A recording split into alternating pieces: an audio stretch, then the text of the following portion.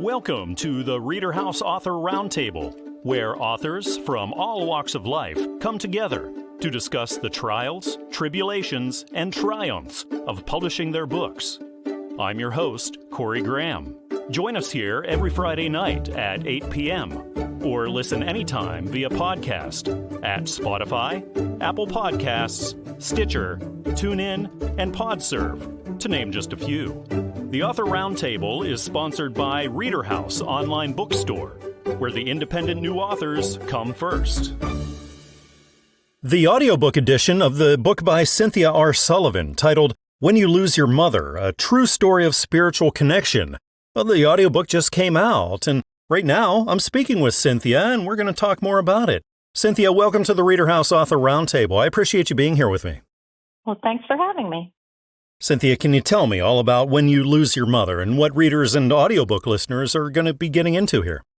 Well, my mother was my best friend, and she actually had an accident 2 days before Christmas and fell down the attic stairs, and she lapsed into a coma.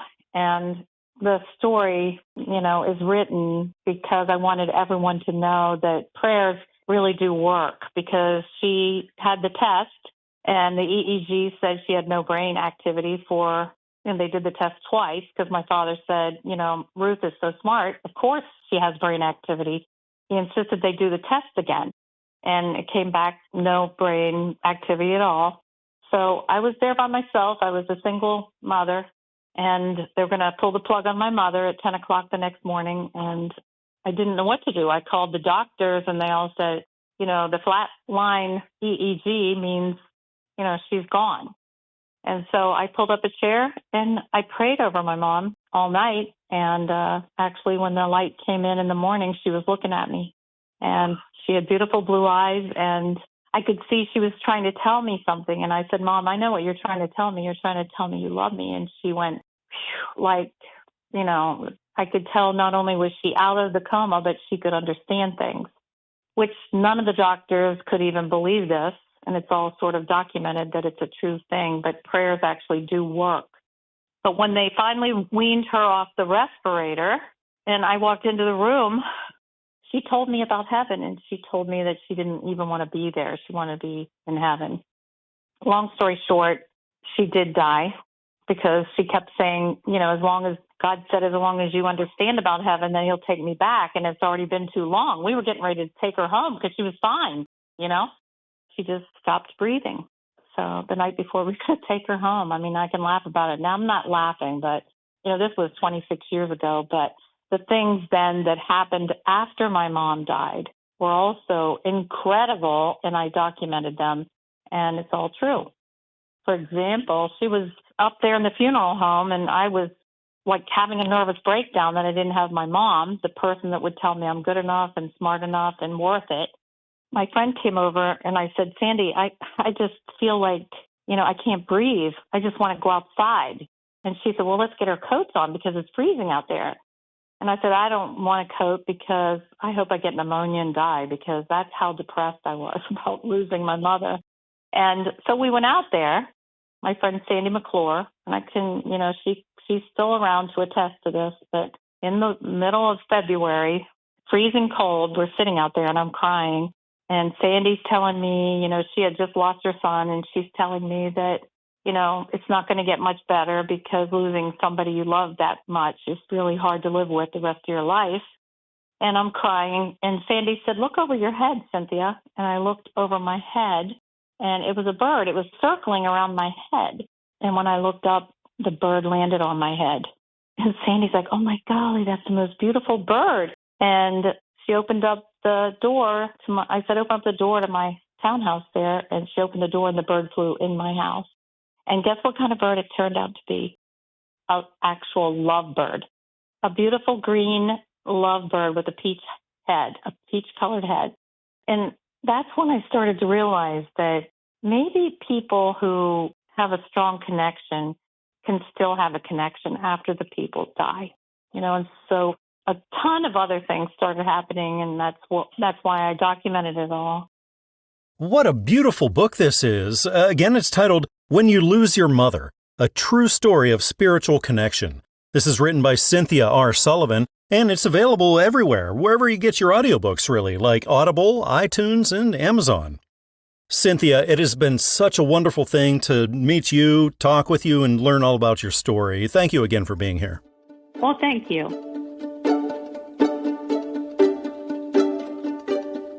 Joining me right now at the ReaderHouse Author Roundtable, author Kelsey Phillips. Kelsey, welcome. Thank you so much for joining me.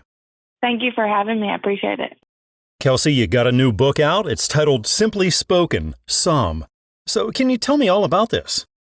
It's just a story about my life. There's little devotionals from each page. It tells about how I live my life from day to day, being a mother, a wife, my past, and the little stories that God points in my mind. It is a little bit about the struggles that I've gone through in my Christian life and how God has provided from day to day. What sorts of readers do you think this would connect with the most? Probably mothers. I mean, anyone can read the book, and it would be great for devotionals. But stay-at-home moms, mothers, anyone desiring to be a mother, women mostly, but men can read it too. So have you ever done anything like this before when it comes to writing and publishing, or is this all kind of new ground for you? Everything is entirely new to me. I was a radiologic technologist in a hospital field, and I had never written anything other than Facebook posts and little inspirational things here and there. And this just popped up as an opportunity, so I took it. So once you got started on it, was this a long journey overall, the writing and publishing and everything? Yes, it was a very long journey. Since I'm a mother, I have 4 kids, and at night I would stay up for hours on end and write whenever things would pop up in my mind. I would be feeding a baby and run in the other room and write things down and finish it later. Yeah, it took me probably 2 to 3 years in all to get it all written, and it has experiences in it too. So when they happened, I tended to go back to my room in silence and write those down as they happened. So you got your manuscript already. You started working with your publisher, Christian Faith. Kelsey, what would you say was the most challenging thing about that publishing process?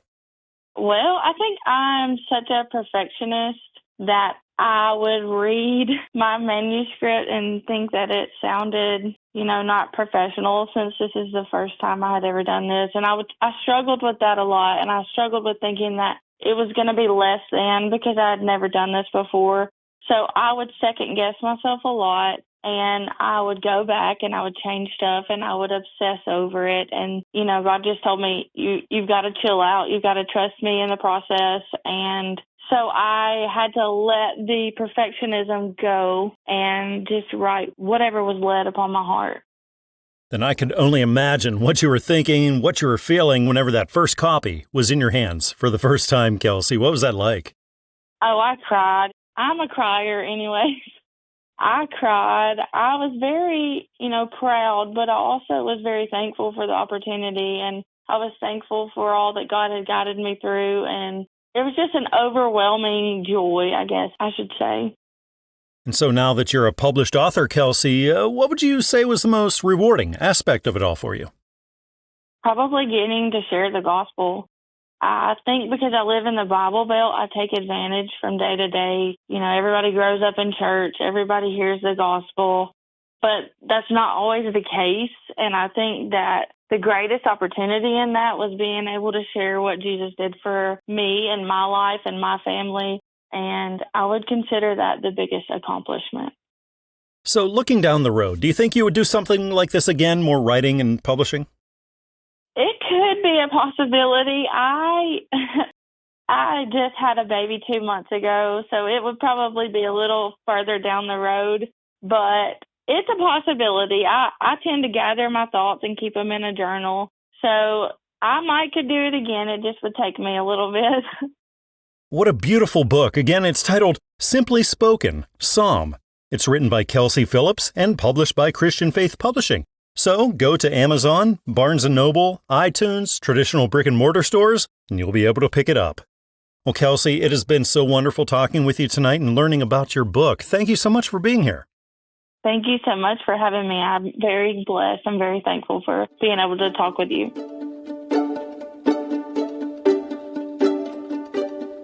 I'm holding a book that is an inspiring testament to hope, resilience, and unshakable faith. It's written by Malaika Boyer-Seme, and it's titled Malaika's Faith, a powerful memoir on holding on to faith in the midst of pain, fear, and loss. And I'm really happy that the author, Malaika, is right here with me now at the ReaderHouse Author Roundtable. We're going to talk all about this book. Malaika, welcome. I appreciate you being here. Oh, thank you very much. It's such an honor to be with you. How are you today? I say hello to everybody.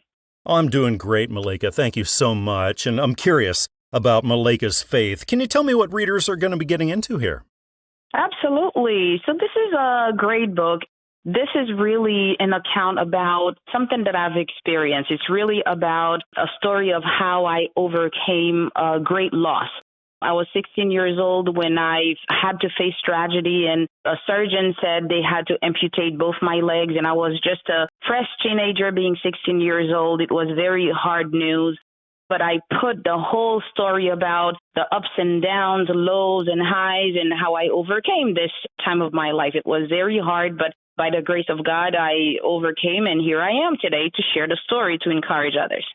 What a wonderful story that is, Malaika. What kinds of readers do you think that would connect with this the most?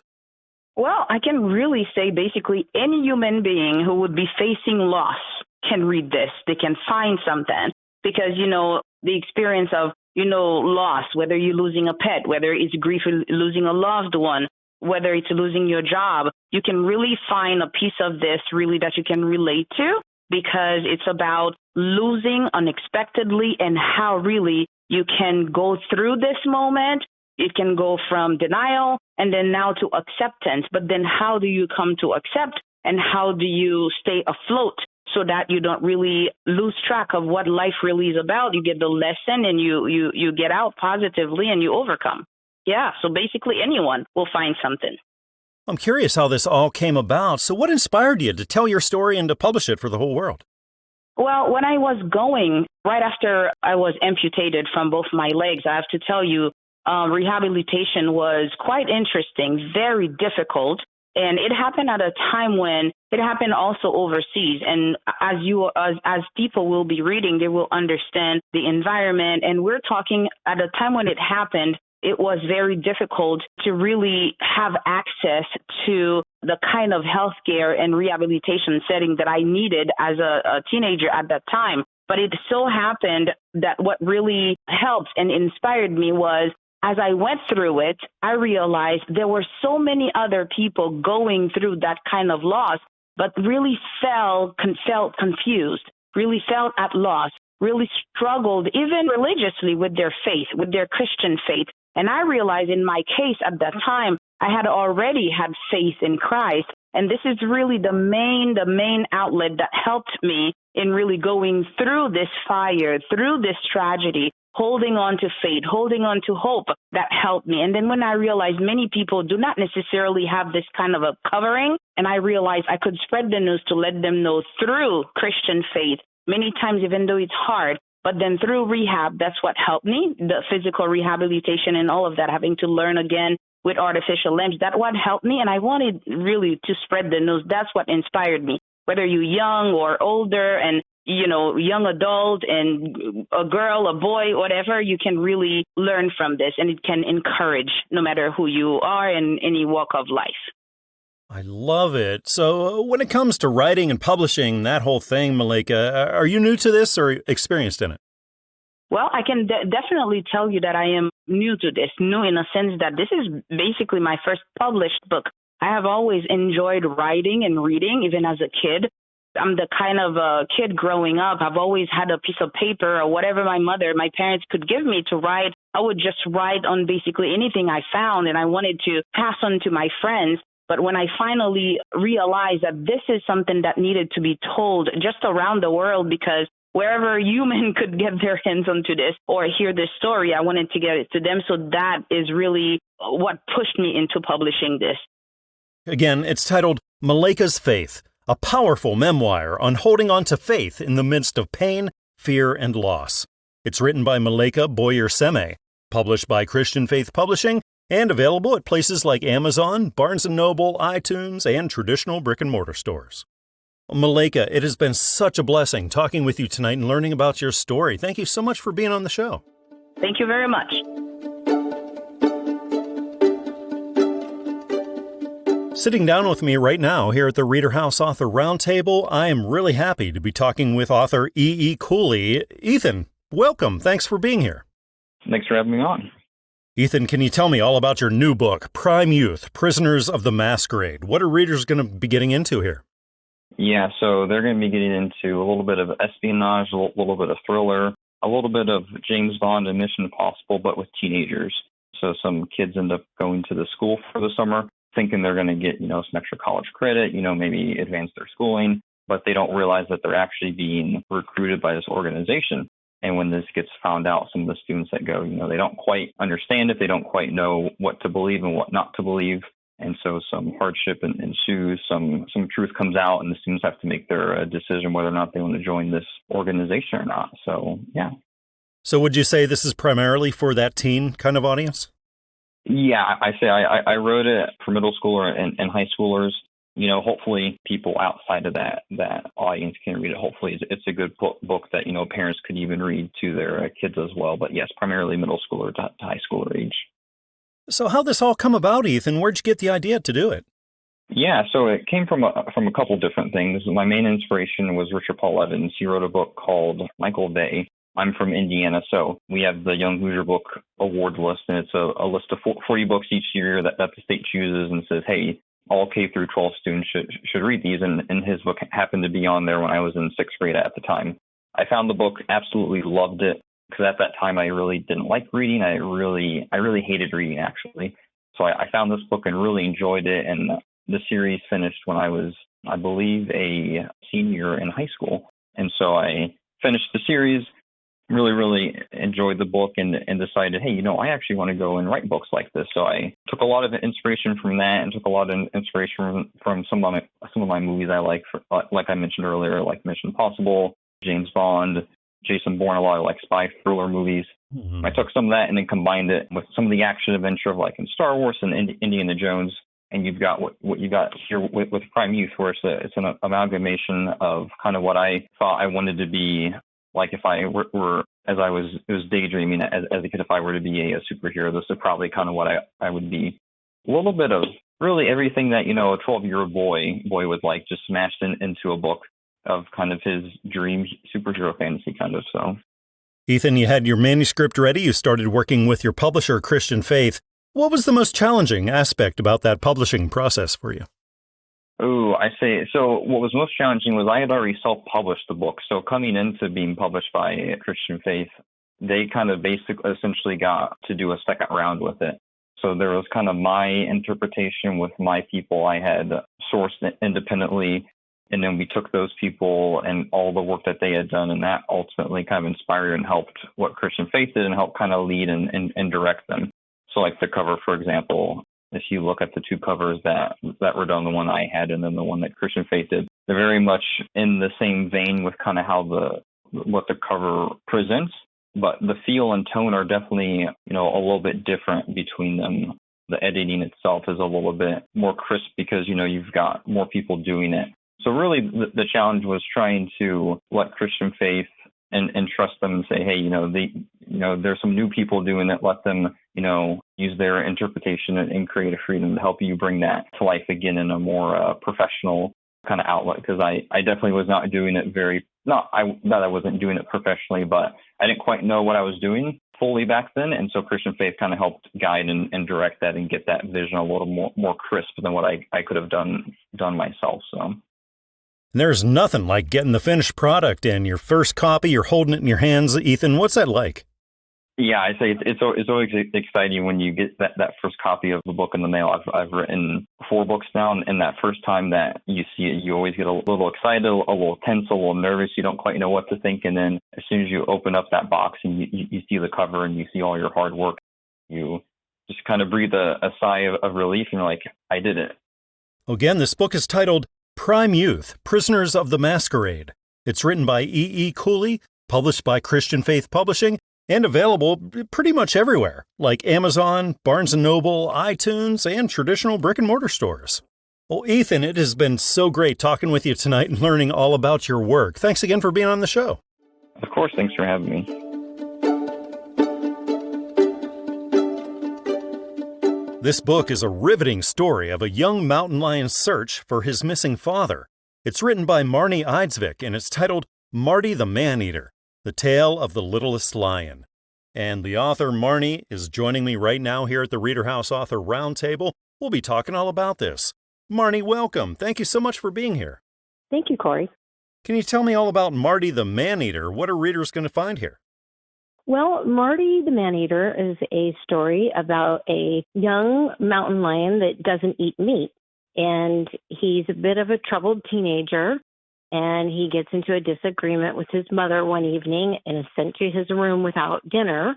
And he decides that this is his opportunity to run away from the house and prove to his family that he can live in the wild on his own.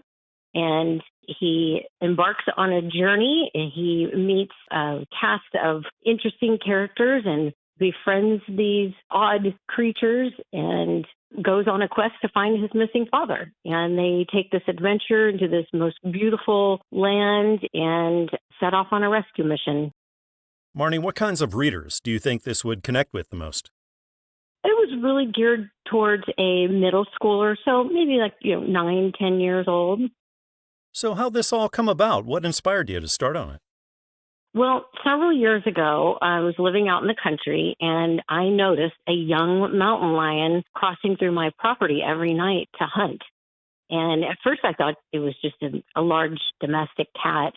And I reached out to the Department of Fish and Wildlife, and they said, no, it's probably a young mountain lion, and you just need to, don't bother it. It's not going to bother you. And I was really afraid it was going to, take one of my animals or anyhow. So he turned out to just kind of be, an evening thing that I would watch him go and pass by my house and hunt.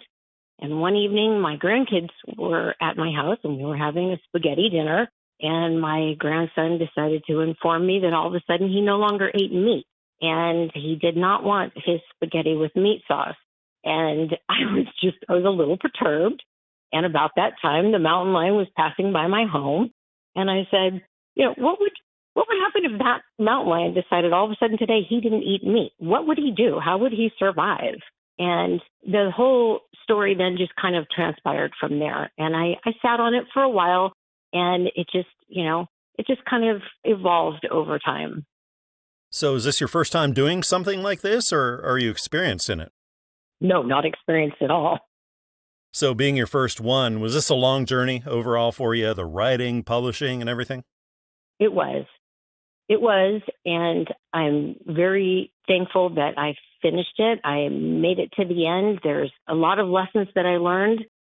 It took me probably a lot longer than most people, but being disciplined is probably the hardest part about being a writer, is sitting down and making the time, and then also overcoming writer's block. So when writer's block happens, do you have a strategy to deal with it? I do. What I found was either going for a long walk, clearing my mind, bike rides, anything to kind of disconnect me from the everyday life and think about, okay, where is Marty's journey going to take me today? And if this was a story I was telling to my grandchildren, what would make them laugh? And so the big thing was really just kind of disconnecting from social media, TV, making myself, log on and take the time to write. So there's the writing of the book, but then there's the publishing end of things, and there's a lot involved there. Marnie, what did you find the most challenging part about that publishing end of things for you? Well, I probably would say that I had to read my manuscript front to back at least 24 times. And after a while, when you read the same words that you've written over and over, it kind of becomes a little blurred, and you have to just step away from it. And then, when you're ready, go back and reread it again. So the editing process is probably the hardest part. Well, again, this book is Marty the Man-Eater, The Tale of the Littlest Lion. It's written by Marnie Eidsvik and published by Newman Springs Publishing. So pick it up at Amazon, Barnes & Noble, iTunes, and also traditional brick-and-mortar stores. Well, Marnie, it's been really great talking with you tonight. Thanks again for being here. Thank you very much, Corey. Author J.J. LaBelle has a new book out. It's titled Break a Link, Breaking the Chains Binding Us from Having a Deeper Life in Jesus Christ. And J.J. is right here with me now at the ReaderHouse Author Roundtable. We're going to talk all about the book. J.J., welcome. Thank you so much for being here. Well, you're welcome. Thank you for having me. Can you tell me all about Break a Link? What can readers expect here? Well, Break a Link was written because in my own life, I had boundaries that were keeping me from a closer relationship with Jesus. And I realized that many other people have the same thing. And some of those boundaries are self-imposed, and some of them are basically imposed by others, like abuse and, that kind of thing. And so it's really kind of a primer to, help people take a look at them. So things like laziness, things like, gluttony, just a few things. And I just touch on each one. And it's really helped a number of people already. And I think, it's worth looking at. It's really worth looking at. It sounds like a lot of people could be helped with this. Did you have a specific reader audience in mind for it? No, not really. I think it suits everyone. I think young people, old people, anyone who feels confined in some way and hasn't been able to move on in life. There are things that hold us back. Sometimes it can be laziness, sometimes it can be abuse from other people and pride. It can be a lot of things, but it's really, geared to any age level. So where did the inspiration come from for this? Well, from my own life, I felt that I was, there were things holding me back. And I had to take a look at that and say, well, what is that about? And for me, most of it was a childhood abuse. And I think it was, other things like I had so much stuff in my life that I was holding on to, things, just material things. So I got rid of a lot of things, and it just was such a freeing experience that I realized, I think I'm going to write a book about this and see if other people might be helped by it. So once you got started on it, was this a long journey overall, the writing and publishing and everything? Yes and no. I'm a fast writer, and I write small books by design, because people are busy and they don't have time to read. And also I've kept the language relatively simple, just so everybody can understand it. For me, it was a labor of love. It was my third book in a series of a number of them. And I think, I just love to write. And, it's for me, writing is not about money or making money. It's about being obedient to the call. 3.5 years ago, God called me and said, I want you to write this other book. And I did. And the next thing I knew, I had another one and another one and another one. I just love writing. That's pretty much it. And I love pointing people to Jesus Christ. So once you had your manuscript ready and you started working with Covenant Books, your publisher, what did you find the most challenging part of that publishing process for you? The time element. How long it takes to publish a book. And when you're the author, there's a lot of revision every day. And that's one thing about writing is that, there's always an editor that can help you in the end. And that's great because you make a lot of mistakes. But at the same time, you want to put something out there that is reasonable and, you think about it a lot. Yeah, after all that hard work and all the time you put into it, that first copy comes in and it's finally real. What's that moment like for you? Oh, it's exciting. It's very exciting. And my first book, same thing, but every book is as exciting and you just wait for them to deliver that. I had another book delivered this week and it just seems like it's for real. All the work and everything finally came to fruition. Well, sounds like this is going to be a blessing to so many readers. Again, this is titled Break a Link, Breaking the Chains Binding Us from Having a Deeper Life in Jesus Christ. This is written by J.J. LaBelle, published by Covenant Books, and available at places like Amazon and Barnes & Noble and iTunes and traditional brick-and-mortar stores. JJ, it's been really wonderful talking with you tonight. Thanks again for being here. Oh, you're very welcome. It's been my pleasure. Thank you.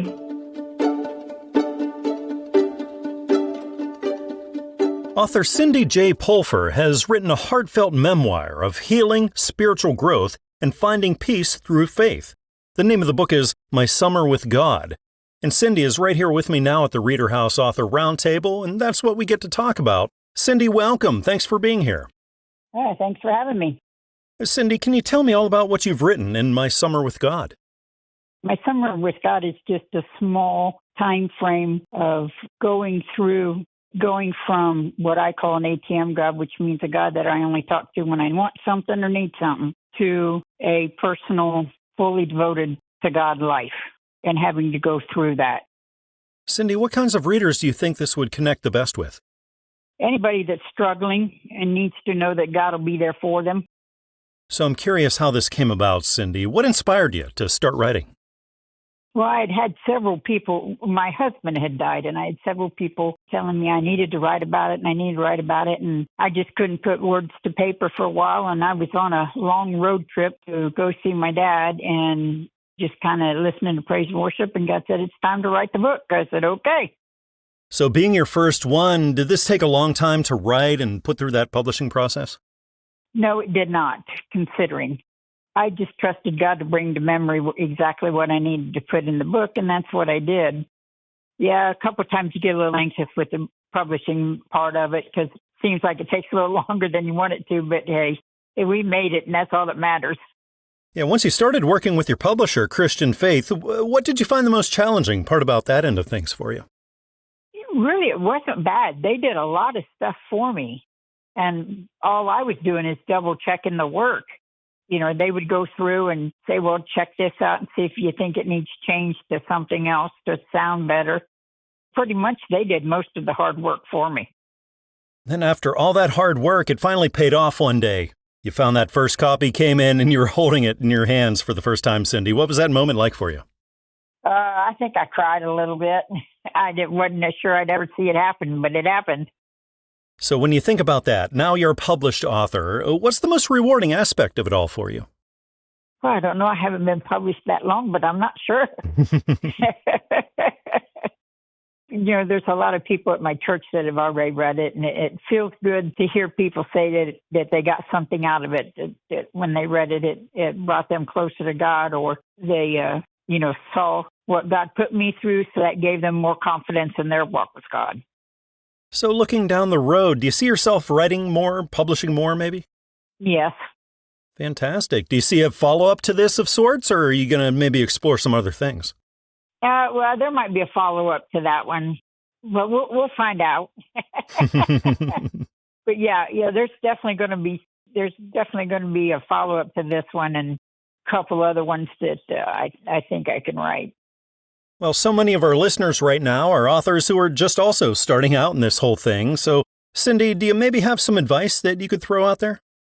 I would say be patient, but I've always told you don't pray for patience. You pray for wisdom, and the patience will come. There's no point in hurrying it. Take your time and just put down on the paper exactly what you want to say. Some people use outlines. Some people don't. It's just what works best for you to get it all on paper to see what all you want to put in it. There'll be a lot of rough drafts. So I'm looking at the book right now, and you have a beautiful cover. And was that a smooth thing to put together, what you wanted the cover to look like? Yeah. I had a couple different pictures I had picked out, but this one spoke to me the most. If there was one big thought, one major idea that you want every reader to take away after they've read My Summer with God, what would you say that is? I truly believe that God created us to have an intimate relationship with Him, not just a, hey, I need or hey, I want. You know, He refers to us as the bride of Christ. And I hope it brings the reader to the point where they see God more as a relationship instead of just when they need something or want something or they're having trouble. Well, I think this book is going to be such a blessing to so many readers. Again, it's titled My Summer with God. It's written by Cindy J. Pulfer, published by Christian Faith Publishing, and available at places like Amazon, Barnes & Noble, iTunes, and also traditional brick-and-mortar stores. Well, Cindy, it's been a real blessing talking with you tonight and learning about My Summer with God. Thank you again for being on the show with me. Hey, no problem. Maybe we'll do it again. I'm looking at a thrilling sci-fi adventure written by James Daniel Shunk. It's titled Europa's Blood. And I get to find out all about this book. James is here with me now at the ReaderHouse Author Roundtable. James, welcome. Thanks so much for joining me on the show tonight. Thank you so much for having me. I'm excited to learn about Europa's Blood, James. What are readers going to be getting into here? So yeah, this is definitely a sci-fi adventure. I have a hero that starts out in current day, but falls into the future using a time machine. The time machine in itself was not really the biggest part of this story. It was really more about a kid that had come from a background of money and comfort. And so when he falls into the future, he's left with nothing.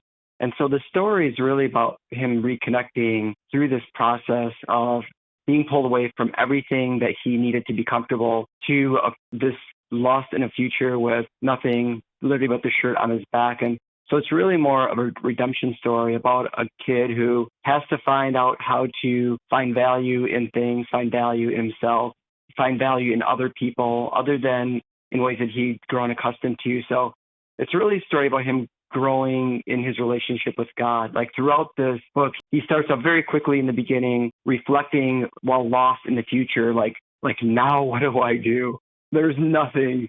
And he's sitting there thinking, he's like, well, when I was lost as a child, my parents had to sit down and listen for the voice of my parents. So he would sit down and listen for the voice of God. And at the end, he does reflect on that when he does make some connections with some people, and he kind of works through the story. At the end, he's not basically back where he started, but he remembers how, thinking back, how lost in that beginning of the story, how God had found a way to bring him through. And it helps him, during that process grow so spiritually and connect with people and really find a way through that lost moment, I guess, to say, like, what do we do when we are lost? And I think that's really what I was trying to do with this story. So it sounds like sci-fi fans would really love this, but you also put that Christian spin on it too. So that's really interesting. You thinking the Christian audience would be into it? So the thing that happened with this book was originally written almost 28 years ago. I wrote it as a secular. I went through a conversion, and as I was going through that process, God brought me back to writing. And so I wrote into this story, I rewrote it and wrote into it this spiritual theme. So from beginning to end, it's a sci-fi story, but there were threads written into it. It was threads written to the character. So I wanted the character to not really so much change the story arc or change how the story would end, but it was literally just these threads of fate, so that as we could read through the story, although the main elements of the story did not change, but it started to show this other part, like this. It was the growing of the character himself. So that was the part the original story never had. It was really the development of the hero. And I think that, when I rewrote it later as a Christian, maybe to some degree had a bit of autobiographical value, like things that I may have went through, I wrote into that hero. But for me, it was like I wanted to try to make it natural and not have it be forced and not have it be selling something. It was literally like the story, like you would say, this is what happened to me. It's not so much I want you to do a thing, I want you to be a Christian. It's more, this is what happened to me. This is how I changed my life. These are the things that came together for me. And so I think I wanted it to be a very natural part of the story. So I would say that the Christian elements, I think, blended perfectly throughout the story. And, you don't see science fiction normally blended with Christian value, but I really found a way to blend. It was really about the hero and the growth and the strength of the hero. So we have a lot of listeners right now who are authors who are just starting out. So do you maybe have some advice that you could offer to them? Yeah, so write and do more writing and never stop writing, I think is the only advice. Really spend time doing reviews, like professional reviews. It opens up new audiences, and it's really good to have professional feedback. I think readers are going to love this book. Again, it's titled Europa's Blood. It's written by James Daniel Shunk, published by Christian Faith Publishing, and available basically everywhere, places like Amazon and Barnes & Noble, iTunes, and also traditional brick-and-mortar stores. James, it's been really great talking with you tonight. Thanks again for being here on the show with me. Yeah, thank you so much for your time.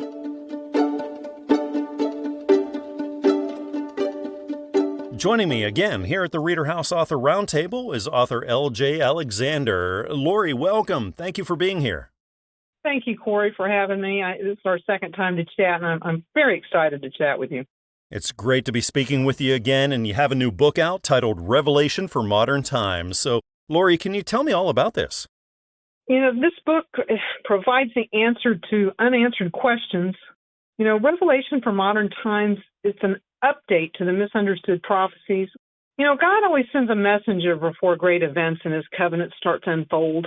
The times we thought would never come are really now on the horizon, and people are feeling it. They're talking about it. The information disclosed here is our olive branch on how to be at peace with this great change that is coming for that return of our greatness and ascension of mankind. You know, the earth is about to power to the next level of understanding. People should prepare and be at peace about that and not afraid of it. And this great change is an intervention by God and Yeshua. And Revelation for Modern Times is a message of the ages and the only book of its kind in this conveyance directly from Yeshua. I'm a spiritual writer for him. And people should realize this wisdom is from source, and this message is profound. I'm really excited about this book. I can't tell you how fascinating it is to finally get some answers to all these things we thought were mysteries, but how positive all this really is, and not the fear-mongering we've gotten over the millennia, I should say, but really in my lifetime, it always seems like we were afraid of revelation, and revelation just means reveal. And there's a lot revealed in this book. Lori, would you say that it's primarily believers that this is geared towards? Actually, I really believe it's seekers. A lot of believers think they have the questions to life all answered. It's like in my first book, 7 Laws of Living for Peace, Purpose, and Prosperity. But I believe it's really seekers that really want answers to questions like I was seeking God. I just did not understand all the negativity and fear. And then I realized fear is an invented thing of the mind. I was living from the wrong viewpoint. You know, we're supposed to live from our soul center, not from, the limitation of the mind. We think the mind is great, it is, but it's better to be under the heart and soul of our lives. We don't think big enough, I don't think, Corey. We just don't think big enough. So what was that spark? What got you started on this? Rock bottom has a firm foundation, I've learned. I really had a lot of career choices that people would probably maybe, even wow at. But I kept running into dead ends, and I just finally, asked God what my purpose was. I mean, I believe purpose is a very core center to people's life, and how do we find that? Because most of us just sacrifice to get, and then we live in misery. And I just really didn't like living in that misery, even though, some days it paid the rent very well and provided for lavish trips. But at the end of the day, I wanted a purpose in my life, and this is my purpose. And a very rare one, I understand, to be a spiritual writer for Yeshua. But that also tells me it's close.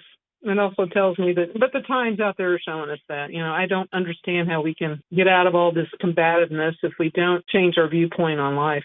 But that's coming with help. And these books are meant to help people. So once you got started on this, was this a long process overall of writing and publishing, or did this happen pretty quickly for you?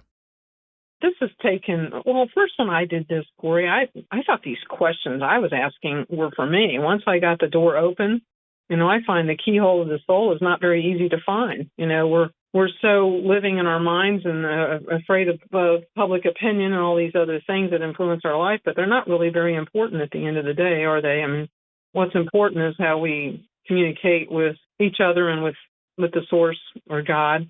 But I found that writing the books were pretty fast. All I did was get a pen and listen. What I didn't realize is I was writing for an audience. I thought these questions were just for me to answer for myself because I was curious and still always curious. What a great message in this book. Again, it's titled Revelation for Modern Times. It's written by L.J. Alexander, published by Christian Faith Publishing, and available pretty much everywhere. Places like Amazon, Barnes & Noble, iTunes, and traditional brick-and-mortar stores. LJ, it's been really wonderful talking with you again. Thanks again for being on the show. Oh, thank you so much, Corey. It's always grand to chat with you. Thank you so much.